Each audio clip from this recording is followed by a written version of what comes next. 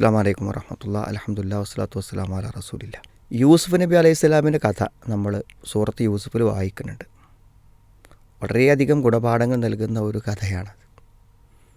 അതിൽ ഈജിപ്തിലെ പ്രമുഖനായിട്ടുള്ള അസീസ്, അദ്ദേഹത്തിൻ്റെ വീട്ടിലാണല്ലോ യൂസുഫ് നബി അലൈഹി സ്വലാം എത്തിപ്പെടുന്നത്.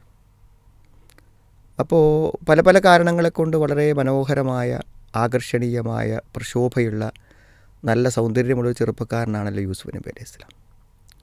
അപ്പോൾ അദ്ദേഹത്തിൻ്റെ ജീവിതത്തിൽ കിണറ്റിലിട്ടതിനേക്കാളും ഏറ്റവും വലിയ പരീക്ഷണമായിരുന്നു എന്ത്? അവിടെയുള്ള യജമാനൻ്റെ ഭാര്യ അദ്ദേഹത്തെ പ്രലോഭിപ്പിക്കാനും അദ്ദേഹത്തെ വശത്താക്കാനുമുള്ള ശ്രമങ്ങൾ നടത്തിയതിനെ പ്രതിരോധിച്ചത്. അദ്ദേഹം അത്രയും ശക്തമായിട്ടാണ് പ്രതിരോധിച്ചത്. ആ പ്രതിരോധങ്ങളെക്കുറിച്ച് നമ്മൾ വായിക്കുമ്പോൾ യൂസുഫ് നബി അലൈഹി സ്വലാമിന് ബാഹ്യമായി ഭയങ്കരമായ സൗന്ദര്യവും ഭയങ്കരമായ ആകർഷണീയതയും ഒക്കെ ഉള്ള പോലെ തന്നെ അദ്ദേഹത്തിൻ്റെ മനസ്സിനും വളരെ മനോഹരമായ ഒരു സൗന്ദര്യമുണ്ടായിരുന്നു. നമ്മൾ പലപ്പോഴും കോസ്മെറ്റിക്കുകളൊക്കെ വെച്ച് പുറത്ത് വളരെ ഭംഗിയാക്കാനും നല്ല ഡ്രസ്സ് ധരിക്കാനൊക്കെ ശ്രമിക്കുമ്പോൾ നമ്മുടെ ഉള്ളിൻ്റെ സൗന്ദര്യം നമ്മൾ പരിഗണിക്കാറില്ല. അദ്ദേഹത്തിന് ആ ഉള്ളിലുള്ള സൗന്ദര്യം വളരെ വലുതാണ്. വല്ലാതെ നാട്ടിൽ ഇവരെ പറ്റി ആക്ഷേപങ്ങൾ പറഞ്ഞപ്പോൾ അതൊന്ന് കാണിച്ചു കൊടുക്കാൻ വേണ്ടിയിട്ട്, പൊതുവേ എന്താ വെച്ചാൽ യൂസുഫ് നബിനെ ഒന്ന് കാണാനുള്ള ആഗ്രഹം ഈ സംഭവം കേട്ടപ്പോൾ നാട്ടിലെ സ്ത്രീകൾക്കൊക്കെ ഉണ്ടായി.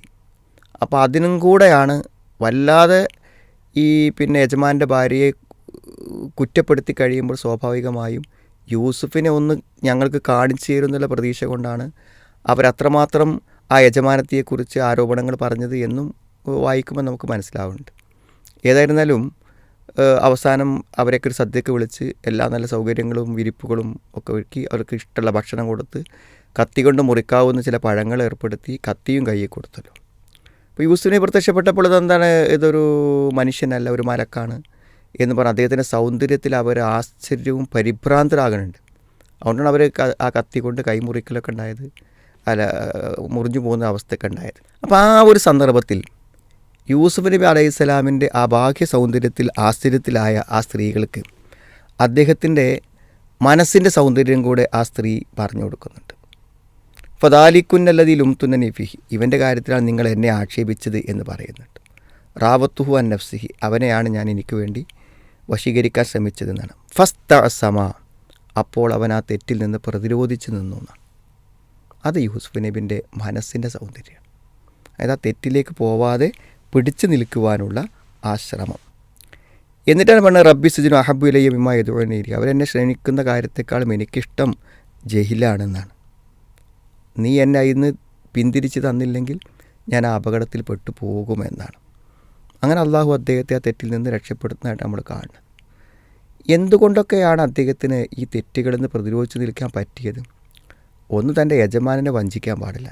തനിക്ക് ഇത്രയും നല്ല താമസ സൗകര്യങ്ങൾ ഏർപ്പെടുത്തിയ യജമാനൻ്റെ ഭാര്യയെ അവിഹിതമായി ബന്ധപ്പെടാൻ എത്ര അപകടകരമാണ്.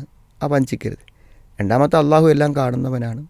ആ കാണുന്ന അള്ളാഹുവിൻ്റെ കാഴ്ച, അവൻ്റെ മുന്നിൽ ഒരു തെറ്റ് ചെയ്യാൻ പാടില്ല എന്നുള്ളത്. പിന്നെന്താ വെച്ചാൽ ഏറ്റവും വലിയ വിഡ്ഢി ആരാണ്? നൈമിഷികമായ ഒരു സുഖത്തിന് വേണ്ടി ശാശ്വതമായ സ്വർഗം നഷ്ടപ്പെടുത്തുന്ന ആളാണല്ലോ.